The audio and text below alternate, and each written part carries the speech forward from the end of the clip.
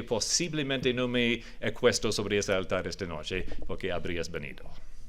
Y si uno andaría durante el día pensando en eso, viviendo eso, haciendo las decisiones basadas en eso, cambiaría nuestra forma de vivir.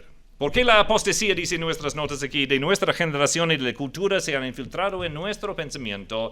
Ya no tenemos ninguna conciencia de vivir la vida santa, o como dicen Pedro, ser piadoso. 2. La perspectiva de Pedro, capítulo 1, la corrupción moral. Cuidado de la corrupción moral. ¿Nuestra sociedad es más corrupta hoy en día que hace 50 o 100 o 500 años? No. Es más al día, es más en la calle, es más crudo hoy. Entonces uno no tiene que ir buscando lo malo ya viene a nuestras casas por el cable, ¿ya? Etcétera. Pero la maldad del hombre es similar. Pedro no tenía una vida más fácil que nosotros solamente porque no había el internet. Había corrupción moral en su entonces y hay hoy en día. Entonces la pregunta es, ¿cómo puedo crecer en la gracia y escapar de la corrupción? Y la respuesta se encuentra aquí en capítulo 1. Y vamos a ver eso en un momento. A través del verdadero conocimiento. Llegamos al capítulo 2 y entonces el tema allí es el compromiso doctrinal. O sea, la denuncia de los falsos maestros. Pedro los nombra. Nosotros por ser políticamente correctos, casi no nombramos a los falsos nomás, ¿no? Nuestros amigos por la esquina, o hay esa religión, ustedes saben cuál es, que está en ese país por allá, y ellos son los falsos. En vez de decir como Pedro, ¿no? Los A, los B, los C, ellos son los falsos y cuídense de ellos. ¿Okay? La pregunta es, ¿qué debo esperar de los falsos maestros? Y la respuesta en capítulo 2, versículos 1 al 3, es que ellos van a pronunciar herejías. ¿Okay? Cosas en contra de Dios. Pero llegamos al capítulo 3 esta tarde, si ustedes todavía están con nosotros. Y si no se quedan hasta el final, de pronto pierden la salvación. Herejía. Ok, solamente estoy despertándoles. No se puede perder la salvación, ¿verdad? ¿Seguro? ¿Ya? ¿Quién te salvó? ¿Y Jesucristo te puede perder? No. Me gustaría escuchar una declaración un poco más firme que eso. ¿Jesús te puede perder? No, ok, entonces, ¿cómo se puede perder la salvación?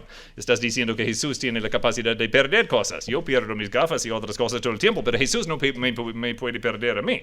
Entonces vamos a las preguntas proféticas, la anticipación del regreso de Cristo. ¿Qué tipo de persona quiere Dios que yo sea a la luz de su venida? La respuesta es, versículo 11 y 14 de capítulo 3, la conducta santa.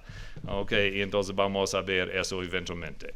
Entonces ya hemos visto el problema de Pedro, la perspectiva de Pedro, ahora el plan de Pedro es entonces, escribe esta carta con un plan de resolver esos problemas.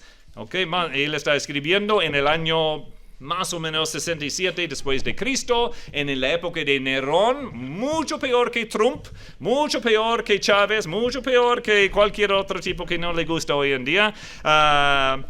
Nerón. En medio de esa sociedad, Pedro está escribiendo esas cosas. Entonces nosotros no digo, pero era fácil para él en aquel entonces, no tenía los mismos problemas. No, tenía peores. ¿Ok? Entonces, un plan de repetición. Nos recuerdan las palabras de los profetas y de Cristo. Y me gustan los versículos aquí en Pedro donde dice, yo voy a recordarles una vez más. Yo sé que han escuchado, pero yo voy a eso es una razón para nunca criticar al predicador que dice, hoy vamos a hablar del buen samaritano.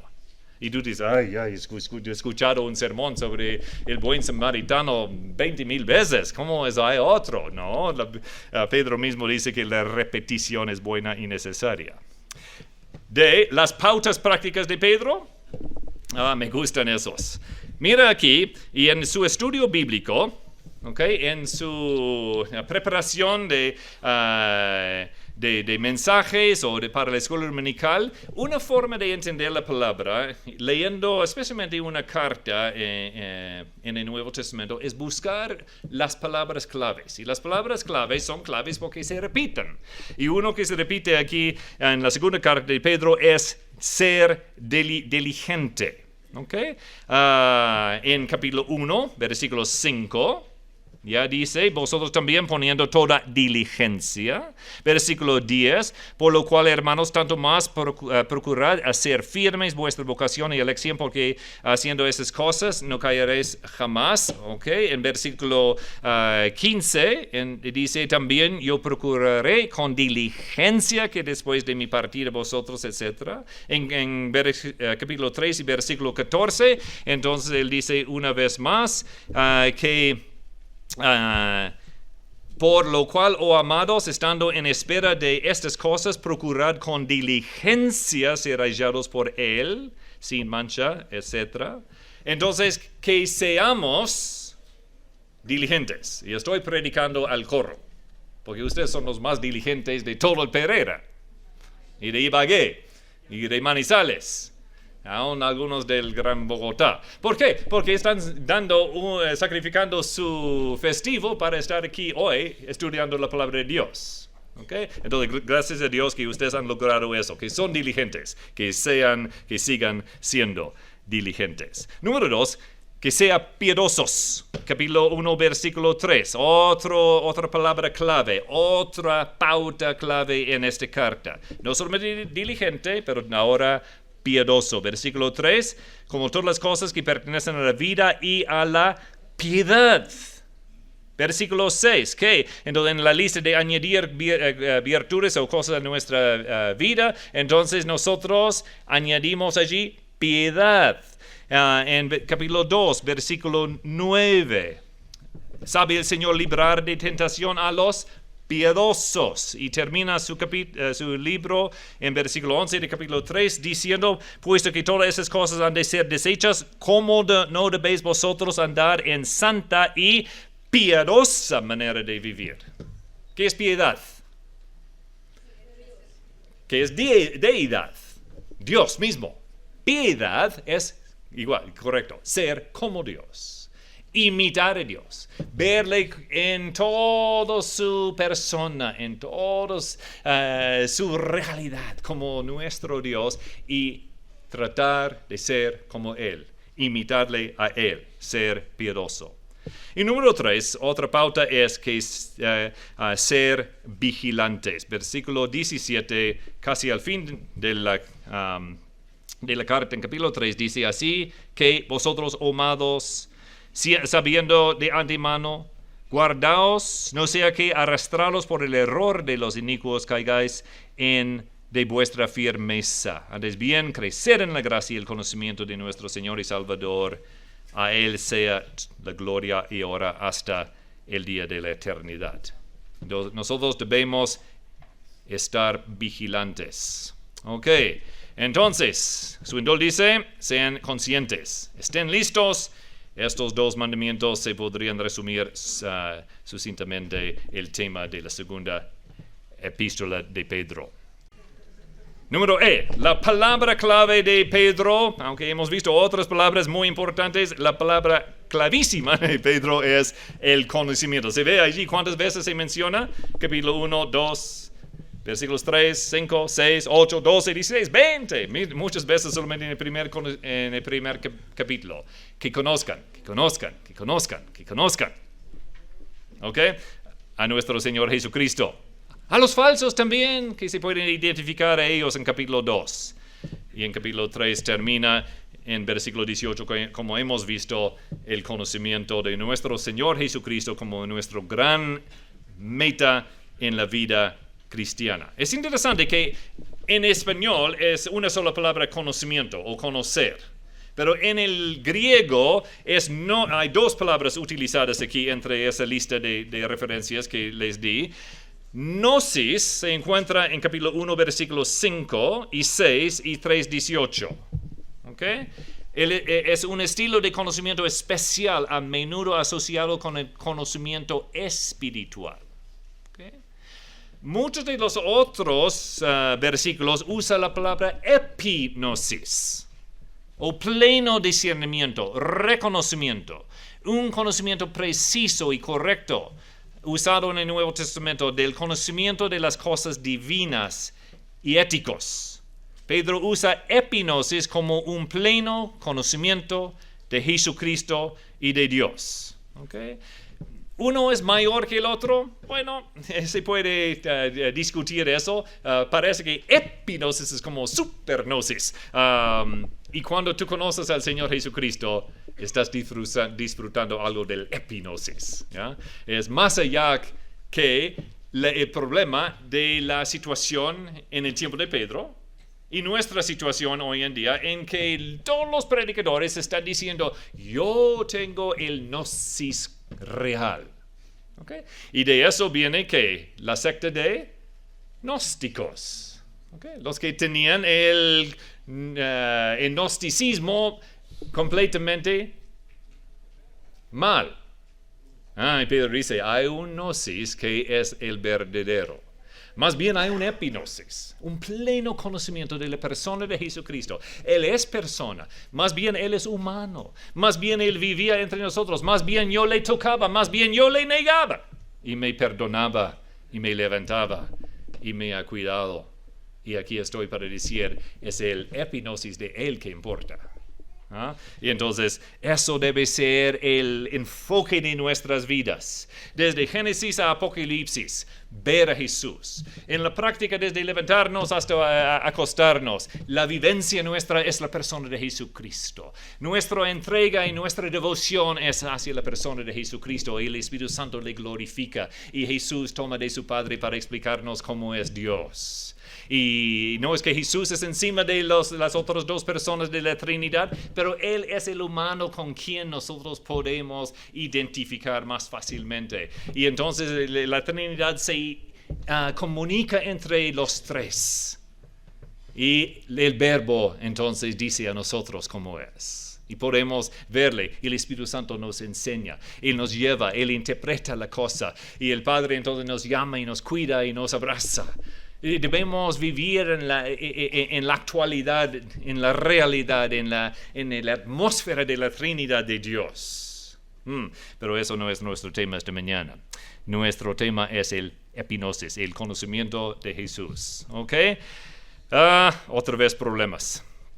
Aquí, problema número 1. Por desgracia, sin embargo, los cristianos a veces utilizan ese conocimiento para llenarse de orgullo e incluso menospreciar a aquellos que no han crecido lo suficiente en la fe y el conocimiento, y deben añadir aquí al juicio del quien juzga.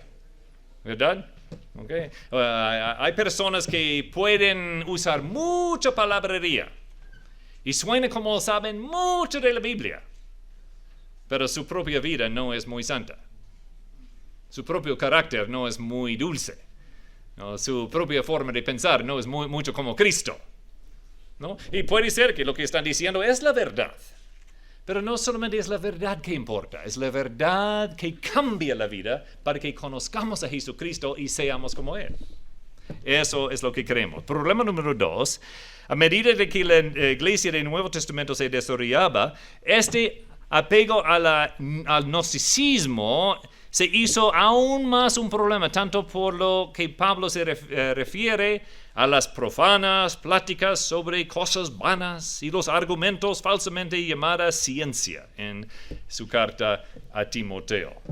Y es fascinante que en casi todas las epístolas ese tema de la enseñanza falsa se mete allí. Siempre era un problema en aquel entonces no debemos esperar que no sea un problema en nuestro medio hoy en día en nuestras iglesias. Entonces el objetivo es la piedad. En nuestra generación los gnósticos siguen enseñando sus cosas bajo diferentes términos y títulos, pero el propósito de 2 Pedro es llamar a los cristianos al crecimiento espiritual para que puedan luchar contra la apostasía mientras esperamos el regreso de nuestro Señor Jesucristo. Leamos el primer párrafo para capítulo 1, versículo 1. Simón Pedro, siervo y apóstol de Jesucristo, a los que habéis alcanzado, por la justicia de nuestro Dios y Salvador Jesucristo, una fe igualmente preciosa que la nuestra. Gracia y paz os sean multiplicadas en el conocimiento de Dios y de nuestro Señor Jesús. Como todas las cosas que pertenecen a la vida y a la piedad nos han sido dadas por su divino poder, mediante el conocimiento de aquel que nos llamó por su gloria y excelencia, por medio de las cuales nos ha dado preciosas y grandísimas promesas, para que por ellas llegaseis a ser participantes de la naturaleza divina, habiendo huido de la corrupción que hay en el mundo a causa de la concupiscencia. Vosotros también, poniendo toda diligencia por esto mismo, añadid a vuestra fe virtud, conocimiento, dominio propio, paciencia, piedad, afecto fraternal, amor. Porque si estas cosas están en vosotros y abundan, no os dejarán estar ociosos ni sin fruto en cuanto al conocimiento de nuestro Señor Jesucristo. Pero el que no tiene esas cosas tiene la vista muy corta. Es ciego, habiendo olvidado la purificación de sus antiguos pecados. Por lo cual, hermanos, tanto más procurad hacer firme vuestra vocación y elección, porque haciendo estas cosas no caeréis jamás. Y el Señor va a bendecir la lectura de su palabra. La primera sección aquí toca el tema de la provisión de la piedad. Tú no tienes que hacerte piadoso. Dios te brinda la piedad. Esto es el tema de Gálatas. Eso libre al cristiano de la santificación por obras. Porque si la salvación es por fe, ¿no es la santificación también por fe? La santificación no viene por hacer, la santificación viene por conocer. Yo no adultero porque temo a mi esposa. Yo no adultero porque amo a mi esposa. Hay una gran diferencia, ¿verdad? Tú no quieres seguir a Jesucristo porque le temes y por si acaso no me porto bien y me va a... No, eso no es la vida cristiana. La vida cristiana es conocerle a Jesús y estás tan enamorado con Él que entonces esas cosas no le atraen. Y entonces los ve como malo, como sucio, como secundario, como inútil. Y entonces las cosas de, la provisión de la piedad. ¿Por qué hay una corrupción moral? Porque nosotros por naturaleza somos caídos. Porque somos pecaminosos, porque nacimos en el pecado. Porque nacimos muertos en nuestros pecados y deleites, dice Pablo. ¿Okay? No malos, no enfermos, sino muertos. Hola, muerto, ¿cómo estás? Pero ahora vivo en Cristo. ¿Okay? Eso es la provisión de la piedad. ¿Okay? Entonces podríamos estudiar, según Pedro, escatológicamente o apologéticamente enfocados en la cristología y muchos otros temas. Y hay diferentes formas de estudiar la carta de Pedro que son muy valiosos y posiblemente habría algunas diferencias y cambios de enfoque en el curso de mi papá. Obviamente él tiene la razón y mis enseñanzas son de segunda importancia. o posiblemente viceversa. Bueno, la introducción en capítulo 1 y 2, siempre hay allí en las cartas de aquel entonces mucha información al inicio que nosotros en nuestras cartas a veces ponemos al fin, pero es de Pedro y le nombra como un apóstol, como un siervo, y cuán buen ejemplo es eso para los líderes en la iglesia, ¿no? El que se llama apóstol hoy en día muy poco sirve. Okay. Ojalá que nosotros que tengamos alguna forma de influencia en la iglesia, que nuestra primera influencia sea por servir. Okay. Él se identifica a sí mismo con sus hermanos cristianos como no, nada más que uno de ellos. Es para aquellos que han recibido una fe como la nuestra. ¿Ya? Ahí dice, a los que habéis alcanzado por la justicia de nuestro Dios y Salvador una fe igualmente preciosa que la nuestra. Dios nos brinda la fe, es parte de nuestra naturaleza. Él nos da la capacidad de elegir, de creer, de poder responder a Dios. Es parte de nuestra forma de ser. ¿Cómo? Mediante la justicia de nuestro Dios y Salvador Jesucristo. La piedad no tiene nada que ver conmigo en cuanto a su esencia, en cuanto a su provisión, en cuanto a su existencia. La piedad es el reflejo de la deidad. Y Dios me si yo tengo la fe para aceptarla. ¿Okay? Entonces, obviamente, la fe requiere mi reacción a lo que Dios me ofrece. Y la piedad en la vida cristiana es una muestra de ese tipo de fe. El comentarista Helm dice, nuestra capacidad para presentarse ante Dios algún día como rescatado entre las personas depende totalmente de la justicia de Jesucristo. ¿Okay? Fe depende de la justicia de Dios. Tú no te salvas. Eso es religión. ¿Okay? Tú no te santificas. Eso es religión. Dios es quien nos da la piedad.